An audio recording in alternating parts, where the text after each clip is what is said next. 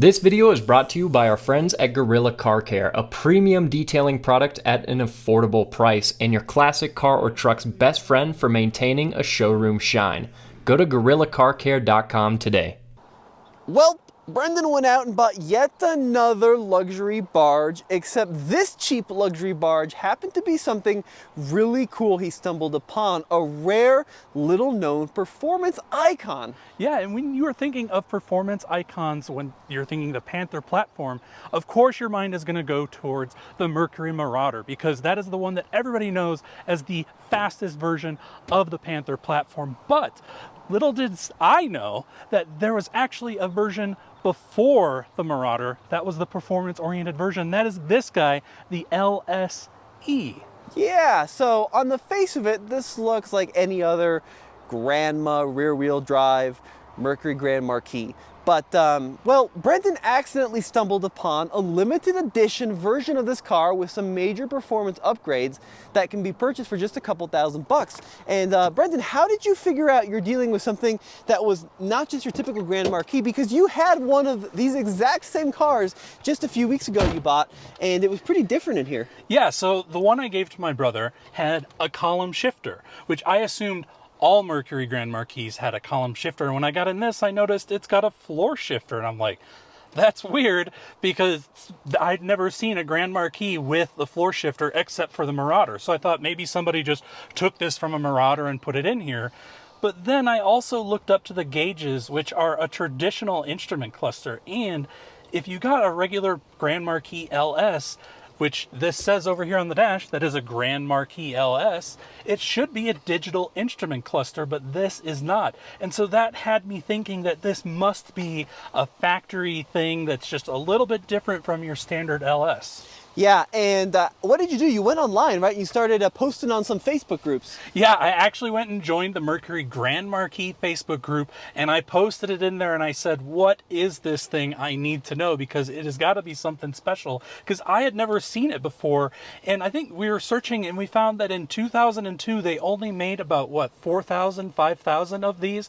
So, I mean, think about the Grand Marquis in this generation. They made over 900,000 of them. So when you're talking about 5,000 of them, it's a pretty rare bird. Now, why don't you pop the hood, and we'll start with what makes the LSE different from a standard Grand Marquis, because there are genuine performance improvements. So what was the standard output of these cars back in '02? So the standard output of these was 220 horsepower. Now, if you were to bump up to the LSE, or some people might even think of the Crown Vic LX Sport, which had this same option package, it bumped it up to 239 horsepower. Yeah, pretty cool. Now, I found a great website, the Mercury Grand Marquis LSE.com. Someone actually went out and made a website for this car. And here are the differences with this 4.6 single overhead cam engine. So they went to a new NOx sensor, which allows the engine computer to set the optimum spark advance for the operating conditions, and has a larger 6-quart oil pan to extend the life of the engine. And it's got a new variable speed engine cooling fan as well compared to the standard car. But we're looking at like between a 15 and a 20 horsepower bump over the standard car. Yeah, and I mean, that's a pretty significant bump. And not only that, but they gave it a 327 rear end versus a 273 rear end. So that power feels even faster than just the 19 that it added. Yeah, so they actually went ahead and changed the differential. But Brendan, you went out and actually got a hold of a window sticker that has all the information on it. So why don't you explain some of the other differences that the SLE brought to the table? Yeah, so they gave it wider tires, and these were Goodyear tires. Well, let's stop there, because you're still running Goodyear tires, hopefully not the original. Oh, I sure hope not. But these are 225/60 R16s, and these wheels are unique too, right? Yeah, they are a unique all aluminum 9-spoke wheel that only came on the Grand Marquis LSE. And not only that, but as you saw in the interior, you went from a 6-seating interior to a 5-seating, because the seats, since you went to that center mounted console shifter, they went to, like, I guess they called them sport bucket seats. I don't know how sporty those really are. Weird. I guess they're slightly more sporty than the bench seat that the normal ones came Those with. are the sport buckets, huh? Yeah. Yeah. And then it also actually bumped the torque up to 287 pound-feet of torque. And even the rear air suspension, which all Grand Marquis LSs had, is unique to the LSE by having different springs and a different handling package, as well as a larger diameter rear stabilizer bar. Now, the rear stabilizer bar is really going to help this vehicle in the turns, right? Stay more level. These cars were absolute boats. But with some spring rate adjustments, with the air suspension adjustment and the stabilizer adjustment, they can actually be made to handle pretty well. So this is somewhat related to like the Police Interceptor.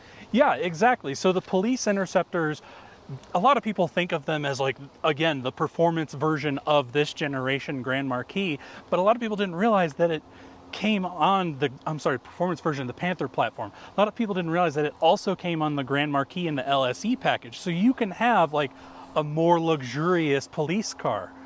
So let's talk about some of the production numbers. So 01, they built 2,244, 02, 4,988, and then 03, 3,000. Then there was a little break and they brought them back a little bit later as well. But let's do this, Brendan. Why don't you hop in and start it up? Now this car does have some exhaust work done, but it actually sounds really cool. Yeah, I think the previous owner just removed the mufflers. Let's fire it up.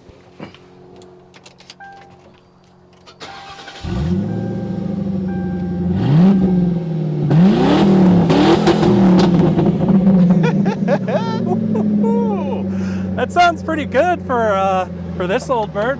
Now let's hop on in, Brendan. We'll take it for a spin. So when I think performance, one of the last things I think of is just your standard Grand Marquis, except for the Marauder, which you mentioned, but Marauders are so expensive now. They are. But this is a cool way to get like a taste of a Marauder with that legendary Panther platform reliability for just a couple $1,000. Yeah, I mean, I bought this. Here's the thing. I was selling my Blazer because, I don't know, this might be a little inside baseball, but we asked you all if I should sell my Blazer or sell my Explorer, and you unanimously said sell the Blazer. So I actually got this as a trade offer. Someone said, hey, you want to trade for my Grand Marquis? And I said, sure, why not? I like these old Panther platform cars, and so I did it. And I later realized how cool of a vehicle I actually traded for. So I basically had about $2,000 into that Blazer. So I think, if you think about it that way, I basically own this for $2,000. Yeah, I mean, nobody knows what this thing is, and I didn't even know what the LSE was. But why don't you give her the beans, Brendan, on the main street here? It's actually got a good little push. Yeah, it's not too bad. Yeah, not bad at all. You know, considering the size and the weight of this vehicle, it actually boogies down the road pretty well. Yeah, I was actually quite surprised by how fast this was. I initially was just thinking, man, somebody must have done a lot of tuning to this other than just those exhaust modifications. But I mean, clearly it's simply because this is the faster version, and you really do notice it now, having driven both the original Grand Marquis and this back to back. I mean, it's quite significant of a difference of how well this pulls down the road. Now, according to the press release, quote, the Grand Marquis LSE features a compelling balance of performance and comfort, said Jennifer Monagle, Mercury Group brand manager. The resulting car offers exceptional handling and stability, sports styling details, okay, that's a stretch, and amenities. It has a dual exhaust system, 235 horsepower, and a specially tuned firmer suspension, and you definitely tell the suspension difference. Yeah, it definitely rides a bit more planted, and I think, I mean, come on, this is not a Miata, this is not like a super performance handling car, but it is a decent improvement over all the other Panther platform vehicles as far as handling goes. I mean, I think this was catered, if you think about when they created this handling package, it was probably catered more towards police vehicles, right? When they were in high pursuit. So they have something that's a little more stable around corners and things like that. And I can kind of see it. I can see where this makes it a little more of a stable car to drive at high speed. Well, guys, let us know what you think of this quick video. We got to explore some of the cool things in this car I've never heard of, and we'll see you on the next one, right, Brendan? Take care.